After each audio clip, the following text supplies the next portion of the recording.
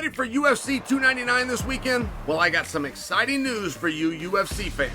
I have teamed up with DraftKings Sportsbook to bring you the ultimate fight night experience. Imagine this, you're a new customer to DraftKings, you place an initial wager, and if that bet doesn't hit, no sweat. You will get a bonus bet back in the amount of your original bet up to $1,000. Just download the DraftKings app. Make sure you sign up using my promo code Sonnen. The crown is yours. And DraftKings has got something for the existing customers as well. All customers get SGP insurance every day. Get a bonus bet back in the amount of your initial bet if one leg of your SGP loses. Minimum number of legs required and maximum bet varies.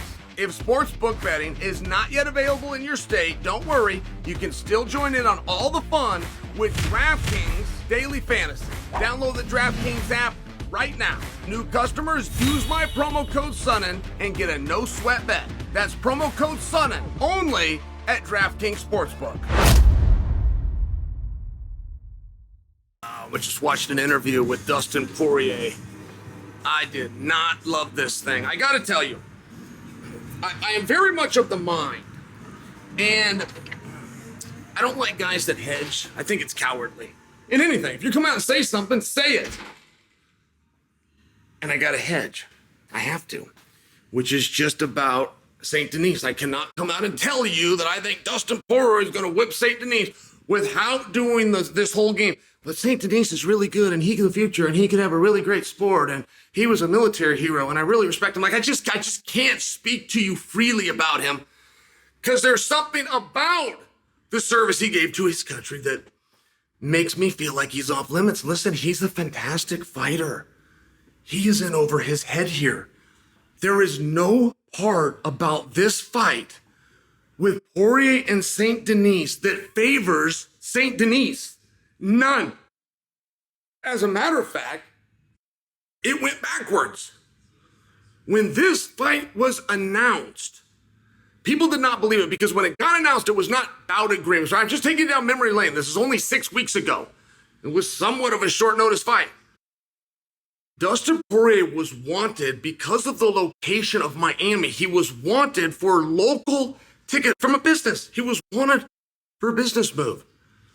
So they're going to put him in there with Saint-Denis. And when that rumor came out, when that little feel-out process happened, you guys, the community, I was like, oh, come on, Saint-Denis will never get that fight. Daniel Cormier laughed on a broadcast at the idea that Saint-Denis could get the fight. Excuse me, not that he could win the fight, that Saint-Denis could get on the docket with a star like Poirier. And it was kind of unbelievable. So when it comes out, the only thing that has made this fight is that DraftKings comes out and says Dustin's going to get beat.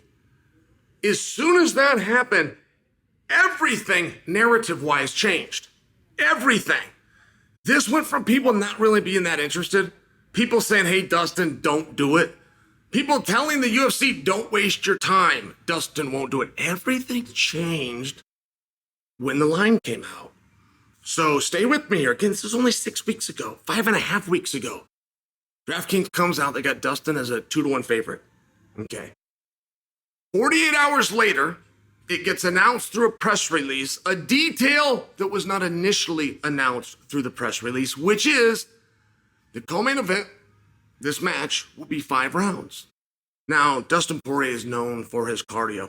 And you would really have no ability to know if that's going to help Dustin or harm him because Saint-Denis has never been in that spot. Like, Saint-Denis has never shown a weakness for cardio, but he's never been in the 5-round club.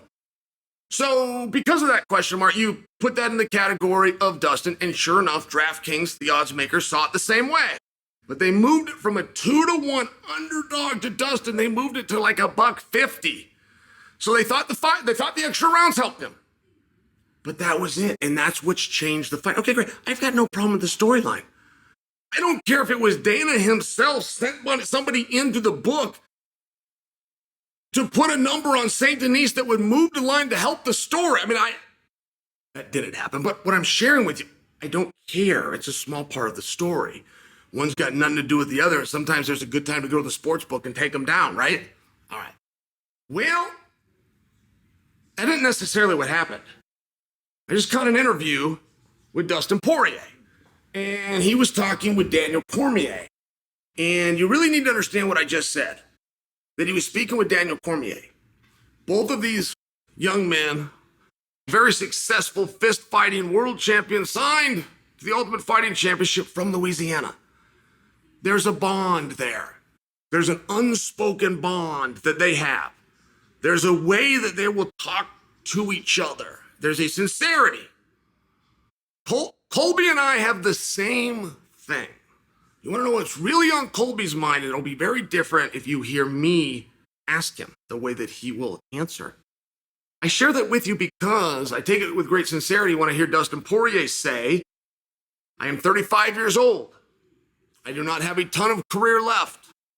I am not a fighter. Fighter is just something I do. I'm going to enjoy these last moments. Now, these are all true. These are all real. There's nothing that shows anything other than an understanding of the situation by Dustin Poirier. But mark my words, he would not have said a single one of those phrases had the lines makers not put him as an underdog. There was a narrative out there through the media, through the underground forum for that matter, for the Sherdogs and the Elbows and the Manias, through the Weeklies and the Fightings, and the Junkies, Morocco, that say Dustin's going to lose this fight. And when I just watched the interview with Dustin, it is very clear that he has heard those things. Now, Daniel Cormier says that's going to fuel him. He says it's going to help him. It's going to inspire him. I know him better than anybody, says Daniel. Maybe. Those are good things to say. But I know the first time that Dustin fought Conor McGregor, Dustin had what it took. And he even showed it within the fight. The story going in was that he was going to lose. It was a story that he bought into. And it's concerning for me. Saint-Denis is great, all that nice stuff you're supposed to say. He's not as good as Dustin Poirier. Let me put it to you in these terms. He can't outstrike him, he can't out-wrestle him, he can't out-jiu-jitsu him, he can't outpace him, he doesn't out-experience him. Saint-Denis versus Dustin Poirier. Not only does Saint-Denis not win this fight, he doesn't win a single round. Unless Dustin gets convinced otherwise.